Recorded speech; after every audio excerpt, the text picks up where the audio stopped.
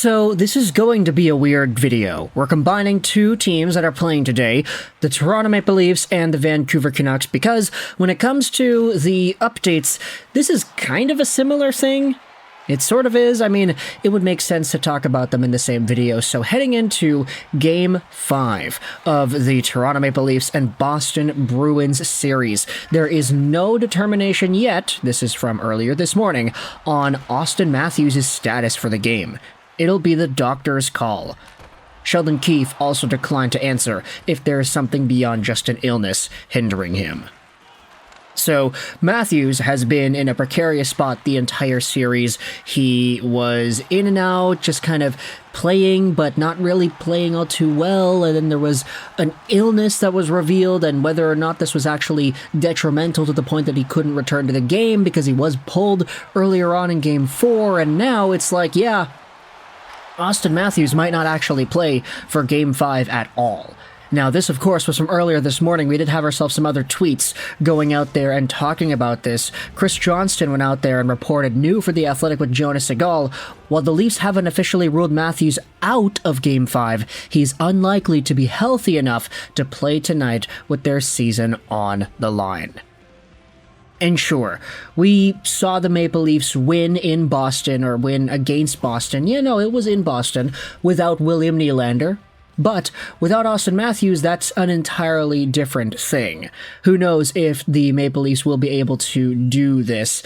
I mean, it's not like Matthews has been the absolute goal-scoring machine like we've been used to seeing him in the postseason so far. Only 1 goal in 4 games played against the Bees. Sure, he has 3 points, which is good, but you really rely on Matthews for that goal-scoring support, and outside of Game 2, he just has not been providing much offense, so Matthews in and out of the lineup. This has been a pretty devastating series so far for the Maple Leafs. The 1 win in Boston on Game 2, which is really surrounded by everything else, which has not been great. You need Samsonov to step up, you need everybody else to step up, but this Game 5, especially without Matthews, seems like it could be the final straw here for the Toronto Maple Leafs in 2023-2024.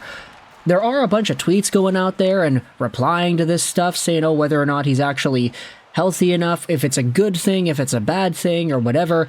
I mean, even some of the Reddit comments are going out there and saying, yeah, the Leafs aren't setting him up for an Undertaker-esque entrance, right? Yeah, this isn't food poisoning at this point. They're definitely hiding something else now. He will miss and they'll win just to add fuel to the fire. And, yeah, you know, honestly, I mean, we'll see what happens. Leafs surprisingly play pretty well with Matthews out of the lineup. Hopefully the Leafs do him a solid tonight and make it so he doesn't have to worry about rushing back before he's fully healthy. Work is the last thing a guy wants to worry about when you're not feeling well. I'll put my money on the Leafs then, not because they're better without him, but just because hockey gods, they love chaos. This gives our power play the best shot it's ever got. We won't look for Matthews the whole time. So while it is true that Auston Matthews is a very talented player and that he will be missed on this team, it is very, very equally true that injecting a different sort of vibe into the lineup and a different strategy might actually help the Maple Leafs in getting things going like their power play and their regular offense. Because as we've been noting, I mean, the Maple Leafs have had a really difficult time producing goals in the playoffs. 1 goal for in Game 1, 3 in Game 2, which you won, 2 in Game 3, and then 1 in Game 4. This team needs more goal support, and oddly enough, it could very well be seen that Matthews missing time is what allows them to get that, if they're not just always looking for him and not just waiting for him to be the trigger man. So this could be a really interesting development. We'll see what happens later on when the Leafs and Bruins play. Of course, if the Bruins just end up winning because there's no Matthews and the Leafs get eliminated, then we'll make a video about that too. It could very well be the end of an era here, and if Auston Matthews is not playing in Game 5, then it could be getting a head start right into that. So yeah, Express Lane VIP right here, all the way to the end of an era. We'll see what happens as the Maple Leafs play the Bruins. But I also wanted to talk about the Vancouver Canucks, because heading into today's game with a 3-1 lead for the Canadian team this time, we had ourselves Irfan Gaffar going out there and tweeting that it sounds like Arturs Silovs will start Game 5 for the Vancouver Canucks.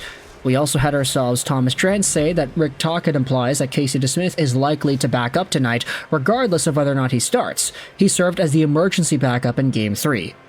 Most are reporting, including from my colleague Rick Dalibor, and the first goalie off projection implies that Arturs Silovs will be the starter. There is a reply, what does regardless of whether or not he starts mean in this context? Sorry, likely to dress would have been clearer. So it turns out that with Casey DeSmith's injury, if we want to take this as gospel, which I'm not going to, but if we wanted to think about it like that, Casey DeSmith was hurt at the end of Game 3. In Game 4, he was healthy enough to play, but not really healthy enough to start, because that's why he was serving as the emergency backup. I mean, if he was, like, crippled, not able to walk, he wouldn't have been this. But he was injured enough to not be on the bench, just be a guy extra in the building just in case Silovs and Tolopilo both ended up getting hurt in some capacity. But because it's been an extra few days, Casey DeSmith is likely to be the backup, so he will probably be on the bench. He'll just stick around. He's probably not in a position to fully play and be the number one guy right now, especially considering he already had to sit out a Game 4.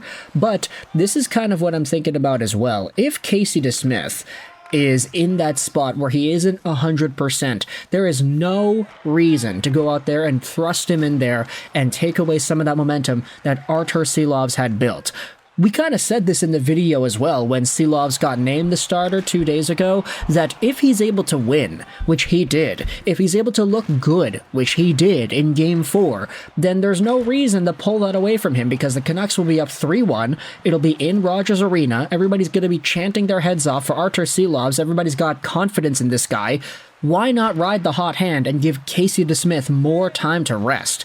This really would be best case scenario if the Canucks can close things out on Game 5 right now. Because look, if they don't, if they lose and go back to Nashville, that's an extra few days for Casey DeSmith to recover. Rick Dalibor also said this, as I said at the top of the show, my gut says that it's Silovs tonight. DeSmith is feeling better, but I'm not sure if he backs out tonight. Or backs up, excuse me. So Dran said that he is likely to back up. Dalibor from earlier in the morning said he wasn't sure, so we're just going to assume that DeSmith is going to be the backup and that Tolopilo will be the emergency backup goalie, so just in case both goalies end up getting injured somehow.